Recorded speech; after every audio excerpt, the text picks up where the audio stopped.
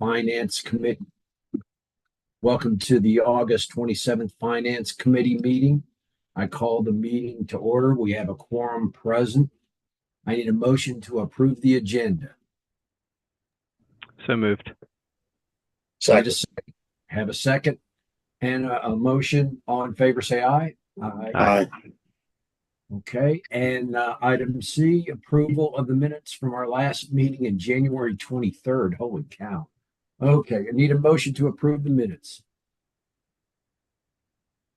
Motion to approve minutes. Need a second. All in favor, say aye. Aye. Aye. All righty. Now, item 2A, action items. Fiscal year 23-24 budget amendments and transfers. Ms. McLean. Yes, so in your packet, you've got two different documents. One is our amendments for last year. We're doing our final year-end closeout. As you all know, there are some challenges with our current software, so you will see quite a bit. So the first one is our state amendment. It's 2 pages worth. We've amended our state budget since the last amendment you received. This is number 2, almost $5.6 million, which is fairly normal for us. The ins and out of the state budget. There you'll see a little bit of transferring going on in here too. A lot of this is related to the restart. It's harder for us to pull some of that information out. So we've had to kind of combine all the transfer and amendment with the state together on this. So I don't know if you have any questions about anything in particular on the state, but if not, I can move on to federal. Any questions? No. Okay. All righty.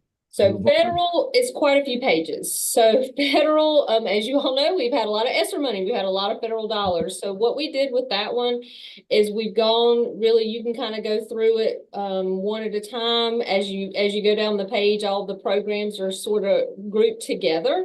And then the last page is all the revenue that balances it out. Really, in total, from the beginning of the year, you know, we've had some additional revenue and some programs, and we've had some reversion, right? Because not all the ESSER funds we were able to spend.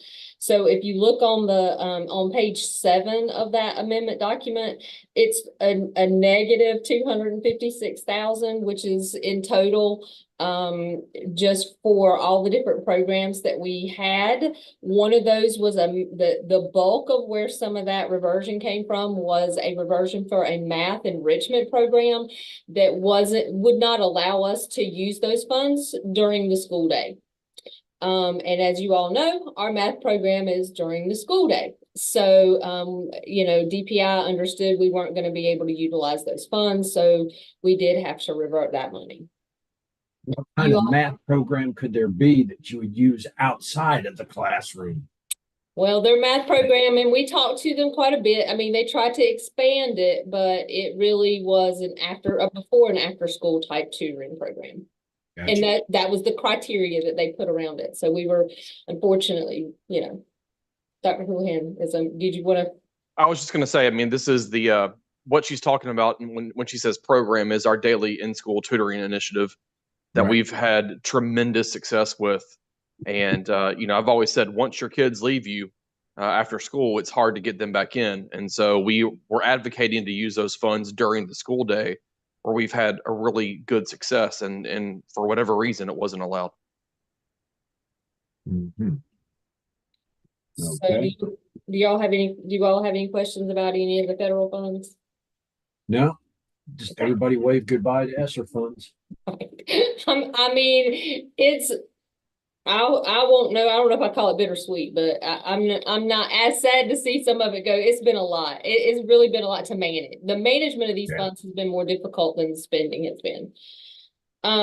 So the next one is our school nutrition.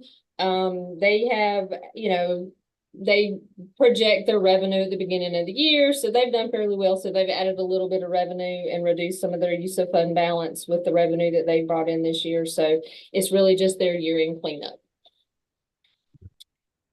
Then, any questions? Yeah. Oh, sorry. Did anybody have any questions about school nutrition? And then we move on to after school. Same with after school, we project their revenues based on fee, and enrollment projection for them. And they've added a little bit of revenue as well. So we've recorded that on the after school program. Then our final one is our special revenue fund. There are several accounts that you'll see through here. We have our driver's ed program where we run funds through our tech fees, as well as our E-rate program, which is a federal program that we get funds from. So this is really our year-end recording of revenue. We've taken in for tech fees and repairs a little over $1 million, which will help to replenish and ensure that we have enough new devices or replacement devices to go out to our students every year. Plus, we did receive some funds for some computer purchases through E-rate. So that's the bulk of what you see of that $5 million increase. Do you all have any questions on that? What exactly is medical reimbursement? So our EC department, both of the Medicaid and the medical reimbursement are filings that we do through EC for services that we provide to our students. Okay. So they go back into the EC program. They're considered federal dollars. Okay. All right. Any questions from any other members of the committee? If not, this is an action item, so I'll need a motion to approve these adjustments. So moved. Second. And second, all in favor, say aye. Aye. All righty. Item B, after school program employee incentive plan. So this incentive plan is coming back to you. This is the same program that we had for the after school department last year.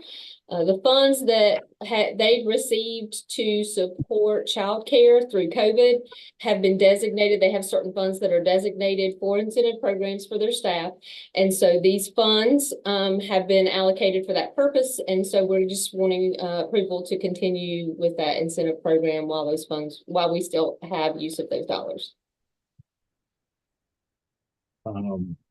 This may not be a question you can answer, perhaps Dr. Houlihan, or we can get it answered from the appropriate staff person. Have we expanded any additional schools to host an after-school program this year? Any expansion? I'm not sure if we've expanded this year. I know that I have challenged our staff to look at the future in terms of expanding to get back to where we were pre-pandemic. That will be a goal of Mr. Moore this year and his team.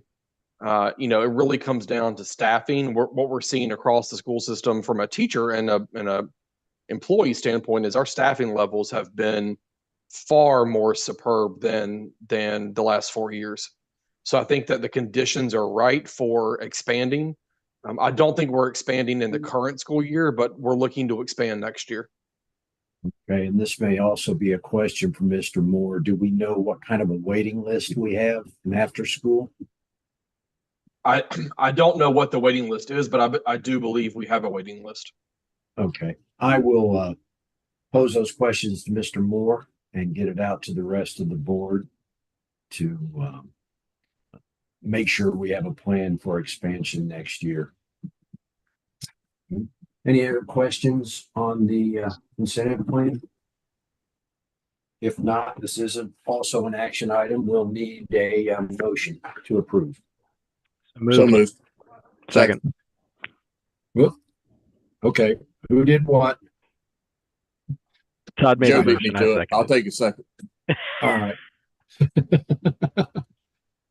All right. Joe made the motion. Todd second. All in favor, say aye. Aye. Okay. I have 2 for information items. I have discussed both of these previously with Dr. Houlihan. I just want to get it on the record. Elementary duty-free lunch.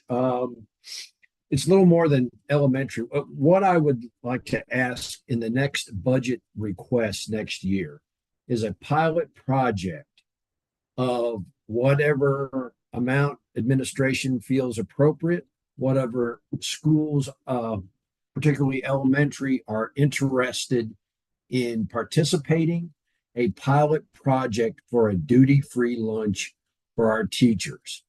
This could also include preschool, and I would also encourage to include EC self-contained classes because those teachers have a hard time getting a break as well.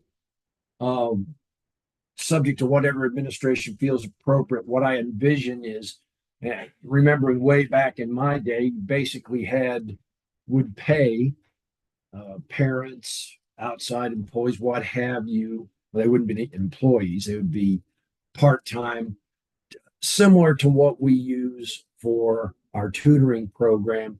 They would be paid folks come in to relieve our teachers of having to be responsible for lunch, basically give them some downtime.